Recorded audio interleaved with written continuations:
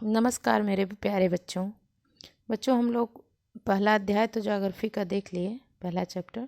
तो उसका प्रश्न और जो प्रश्न अभ्यास है उसको देख लेते हैं।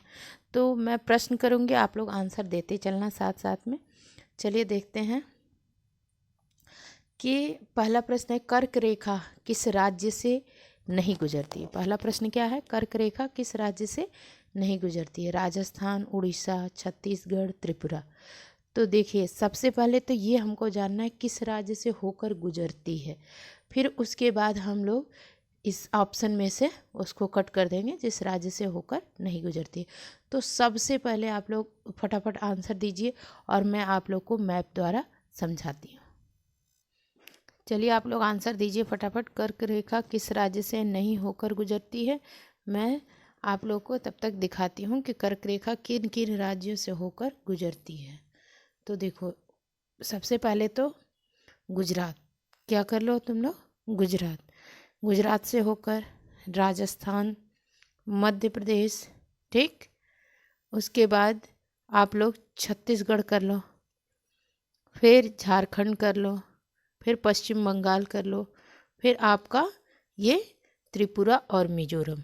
तो जब इन 8 राज्यों, देखो गुजरात याद कर लो, मेरे साथ ही याद करते चलो आप लोग कि गुजरात, राजस्थान, मध्य प्रदेश, ठीक, छत्तीसगढ़, झारखंड, पश्चिम बंगाल, त्रिपुरा और मिज़ोरम याद कर लो इतना। फिर उसके बाद आप लोग फटाफट कमेंट बॉक्स में आंसर तब तक सब लोग करते रहिए कि किस राज्य से होकर नहीं गुजरती है, ठीक। तो देखो, अब आप लोग फटाफट आंसर दो कि कर्क रेखा किस राज्य से नहीं गुजरती है। देखो कितने लोग का आंसर आ गया, कितने लोग का आंसर आ गया। अब देखिए, राजस्थान से आप लोग को पता है गुजरती है, छत्तीसगढ़ से गुजरती है, त्रिपुरा से, एक उड़ीसा है। अब उड़ीसा किन राज्यों से, उसके अगल बगल कौन कौन से राज्य हैं ये सब लोग बताएंगे, वो पूरब में है कि पश्चिम में है। सभी लोग आंसर करते रहो।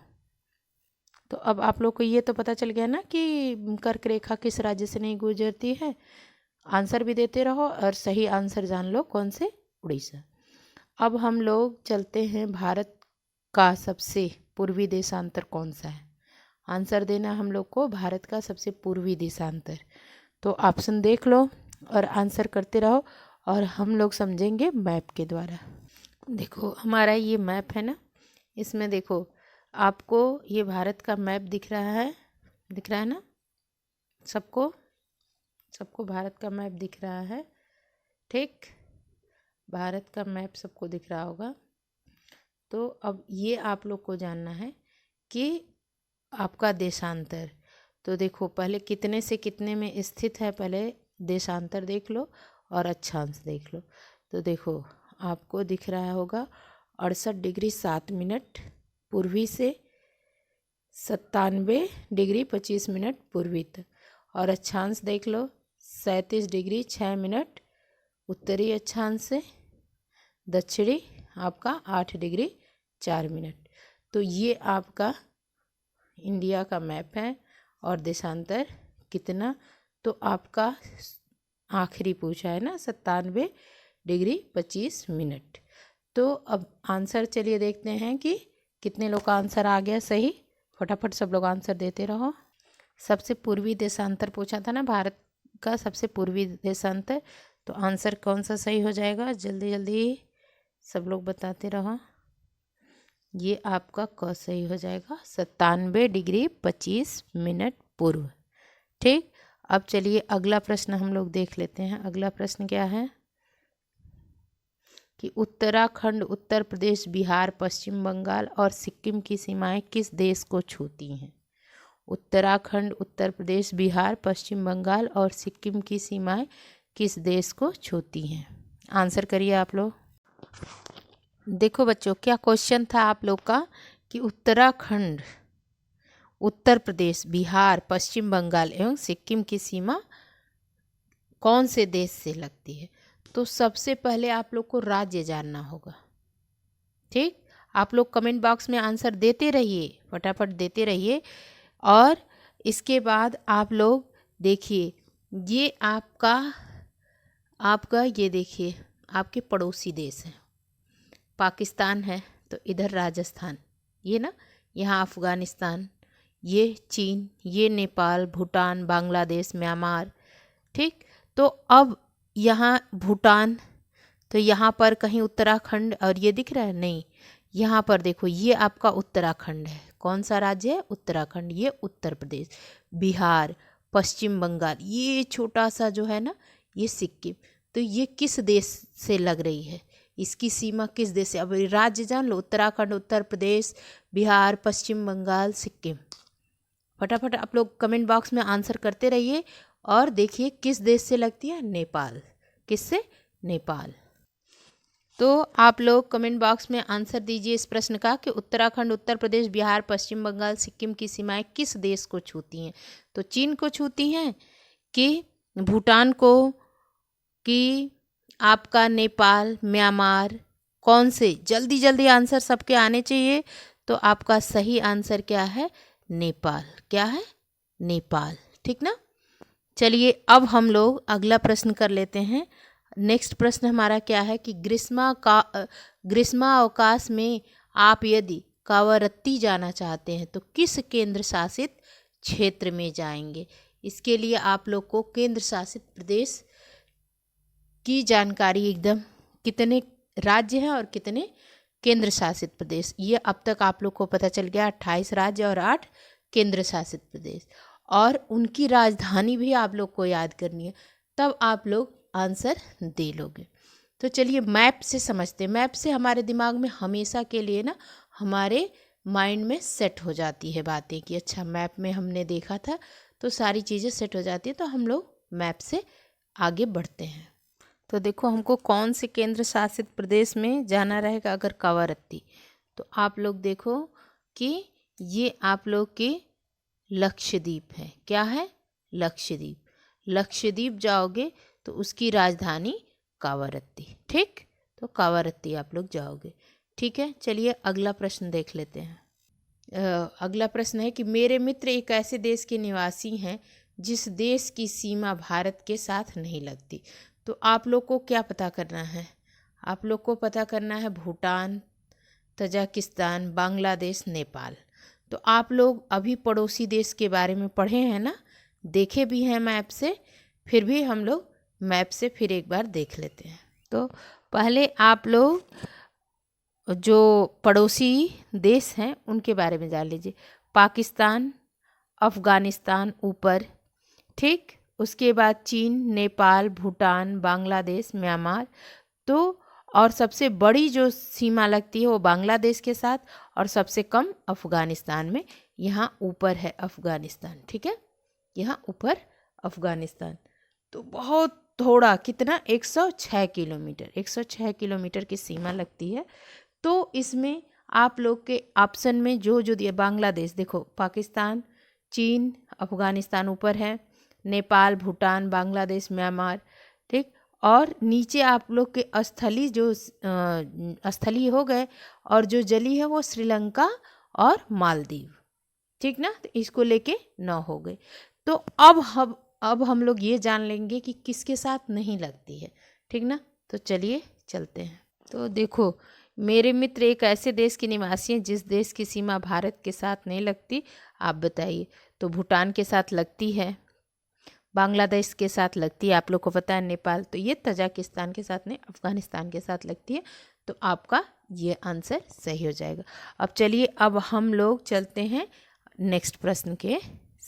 तो बच्चों देखो हमारा अगला प्रश्न है कि अरब सागर तथा बंगाल की खाड़ी में स्थित द्वीप समूह के नाम बताइए। दक्षिण में कौन कौन से द्वीपीय देश हमारे पड़ोसी हैं? तो अब हमको सबसे पहले अरब सागर देखना है, फिर बंगाल की खाड़ी देखना है, फिर दक्षिण दिशा देखना है। आप लोग दिशा जान चुके हैं, मैं कई बार बता चुकी हूँ मैप में, फिर भी अभी आप लोग को मैं बता दूंगी कि देखिए मैप के द्वारा हम लोग इस चीज़ को समझ लेते हैं। ठीक, कर देती हूँ जूम। हमारा प्रश्न क्या था कि अरब सागर और बंगाल की खाड़ी। तो देखो पश्चिम में अरब सागर और पूरब में बंगाल की खाड़ी, और दक्षिण में क्या है? हिंद महासागर। ध्यान से देखो आप लोग।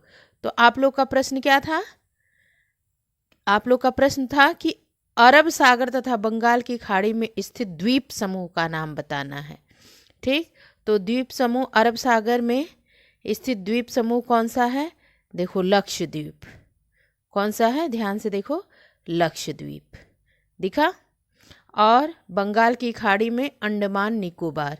आप लोग लिखते चलो साथ में ही, ये ऐसे है। देखो बच्चों, अंडमान में ना मैं रही भी हूँ, अंडमान निकोबार द्वीप समूह में, पोर्ट ब्लेयर के पास ही रहती थी।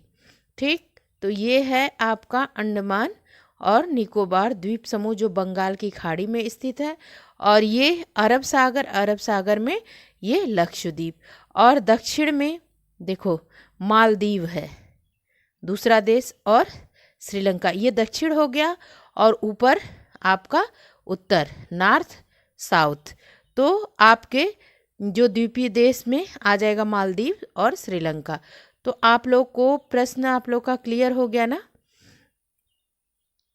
कि अरब सागर तथा बंगाल की खाड़ी में स्थित द्वीप समूह के नाम बताइए, दक्षिण में कौन से द्वीपीय देश हैं?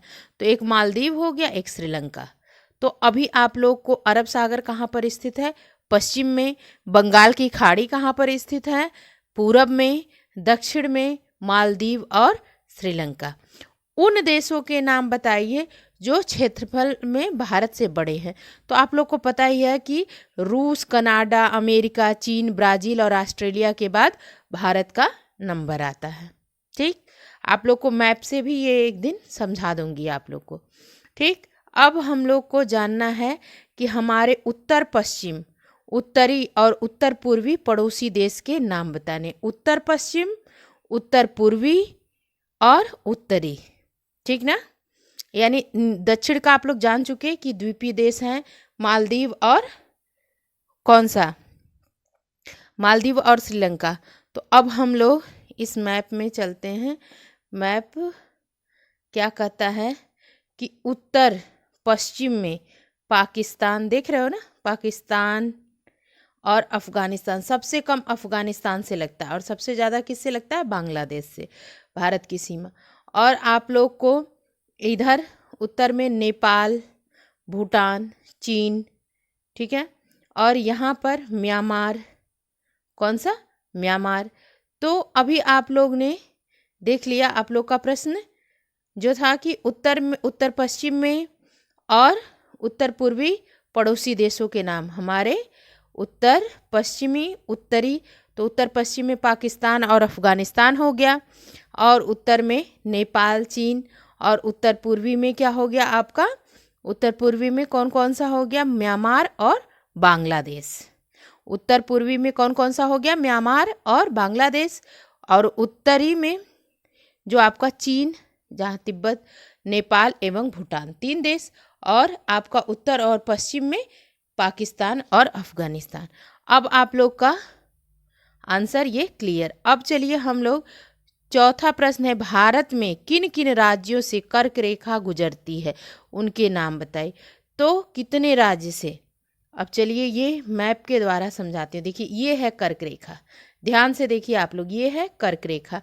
ये गुजरात से, ये राजस्थान का थोड़ा सा, मध्य प्रदेश 1, 2, 3, ठीक, झारखंड 4, फिर छत्तीसगढ़, पश्चिम बंगाल, त्रिपुरा और मिजोरम, जो आप लोग को मैं मैप के द्वारा समझाई भी हूँ। ठीक ना। मित्र पर इसका एक वो है, ट्रिक है कि मित्र पर गमछा झार। ठीक, अब चलिए हम लोग नेक्स्ट प्रश्न देख लेते हैं। नेक्स्ट प्रश्न हमारा क्या है कि प्रश्न 3, सूर्योदय अरुणाचल प्रदेश के पूर्वी भाग में। अब अरुणाचल प्रदेश कहाँ पड़ता है? आपके एकदम पूरब में। अरुण मतलब सूर्य होता है। ठीक ठीक, तो सूर्य जहाँ से उदय हो, अरुणाचल, तो अरुण अंचल। तो सूर्योदय अरुणाचल प्रदेश के पूर्वी भाग में गुजरात के पश्चिमी भाग की अपेक्षा 2 घंटे पहले क्यों होता है, जबकि दोनों राज्यों में घड़ी एक ही समय दर्शाती है? तो देखो बच्चों, ये बहुत ही इम्पॉर्टेंट क्वेश्चन है। अभी तो आप लोग को ऐसे ही करना होगा कि आप लोग ये देखो, अभी आप लोग को बस आपके सिलेबस में दिया है इसलिए करना, लेकिन ये आईएएस के एग्ज़ाम में, किसी भी बड़े एग्ज़ाम में बहुत काम आता है। तो देखो, ये है आप लोग का अरुणाचल प्रदेश, यहाँ पर है अरुणाचल प्रदेश और गुजरात। तो इन दोनों के बीच 2 घंटे, और ये जो आपका 82.5 डिग्री यामोत्तर रेखा है 5 राज्यों से होकर गुजरती है, ये मानक यामोत्तर IST, यही आप लोग का इंडिया। तो इसीलिए घड़ी सेम बताएगी, जैसे हम सबकी मोबाइल में टाइम एक ही रहता है, ठीक। लेकिन यहाँ पर सूर्योदय, अरुणाचल प्रदेश में सूर्योदय पहले होगा, यहाँ पर 2 घंटे बाद, क्योंकि 68 और यहाँ से 97। तो आप लोग को यहाँ के बीच में देशांतर रेखा बताई ना, जो आपका ऑरेंज होता है उसको ऐसे उसकी एक एक लाइनें जो होती है ना, वैसे अक्षांश और देशांतर आप लोग को अच्छे से समझाई हूँ। अगर फिर नहीं समझ में आया होगा तो बताना। देखो, ये जो है, ये पड़ी रेखा जो होती है ऐसे पड़ी हुई, ये ऐसे जो होती है पड़ी रेखा, ये जो कर्क रेखा, ये अक्षांश है। और ये जो खड़ी रेखा होती है वो कौन सी रेखा होती है? देशांतर रेखा होती है। तो ये आप लोग का जो देशांतर रेखा, तो एक देशांतर पे 4 मिनट का समय होता है। 4 मिनट आप लोग जोड़ते जाओगे तो अरुणाचल प्रदेश से गुजरात में तो मल्टीप्लाई होता जाता है, एक देशांतर से दूसरे देशांतर में 4 मिनट का, ठीक है। तो इस वजह से देखो, गुजरात और अरुणाचल प्रदेश में समय 2 घंटे का अंतर है, ठीक। क्यों? देखो, गुजरात की अपेक्षा अरुणाचल प्रदेश में सूर्य 2 घंटे पहले उदय होता है, किंतु फिर भी दोनों राज्यों में घड़ियां एक ही समय, क्योंकि हमारा मानक समय एक ही है, जो हमारा यामोत्तर रेखा है वहीं से मानक समय हमारा निर्धारित किया गया है, ठीक, इंडिया का। तो जो पृथ्वी एक अक्षांश जो, ठीक ना, पृथ्वी एक अक्षांश घूमने में 4 मिनट का समय लेती है। कितने मिनट? 4 मिनट। और इसलिए 15 अक्षांश घूमने में पृथ्वी को कितना घंटा लगता है? 1 घंटा लगता है। तो भारत का अक्षांशीय विस्तार कितना है? 30 डिग्री है। तो 30 में 4 का मल्टीप्लाई कर दो तो कितना हो जाएगा? अब करके आप लोग बताओ। और इसलिए देश के सबसे पूर्वी तथा पश्चिमी भाग के बीच का समय 2 घंटे का अंतर होता है, किंतु भारत के सभी भागों में घड़ियां एक ही समय दिखाती हैं, क्योंकि भारतीय मानक 82.5 है, अक्षांश के अनुसार निर्धारित किया गया है। इसलिए गुजरात और अरुणाचल प्रदेश दोनों ही राज्यों में घड़ियां एक ही समय। लेकिन आप लोग का 2 घंटे का अंतर क्यों होता है? क्योंकि एक अक्षांश में 4 मिनट का समय लेती है पृथ्वी घूमने, तो 4 मिनट का मल्टीप्लाई कर दो तो आपका कितना हो जाएगा? 2 घंटे हो जाएगा, ठीक ना। तो अब नेक्स्ट हम लोग अपना देख लेते हैं कि नेक्स्ट हमारा क्या है कि हिंद महासागर में भारत की केंद्रीय स्थिति से इसे किस प्रकार लाभ हुआ है।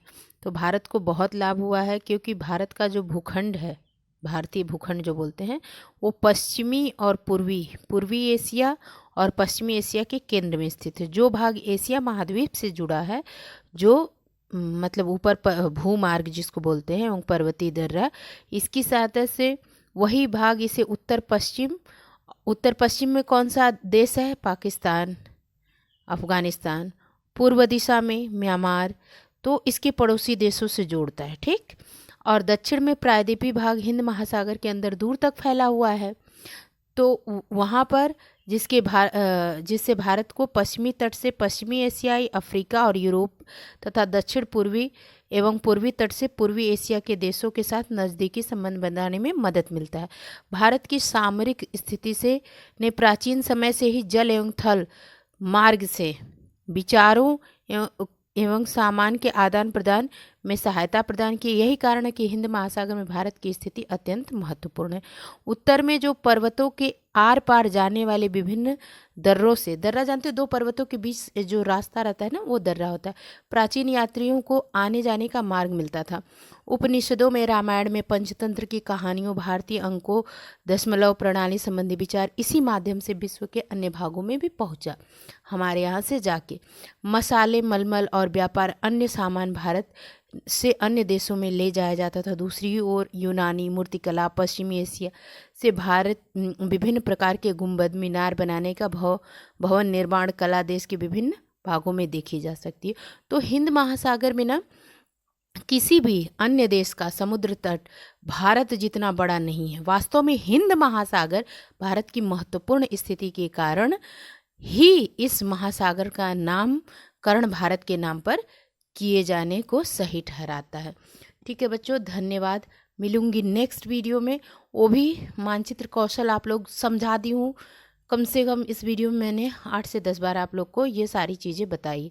फिर भी आप लोग कमेंट करना कि मैम मुझे बता दीजिए या नहीं समझ में आया।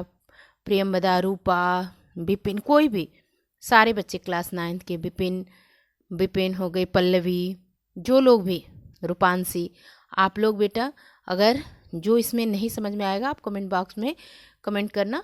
फिर मैं, लेकिन आप लोग कमेंट करना ज़रूर कि समझ में आया कि नहीं आया, तो मैं फिर आप लोग को फिर से मैप लेके और सारी चीज़ें आप लोग को दर्शा के बता दूंगी।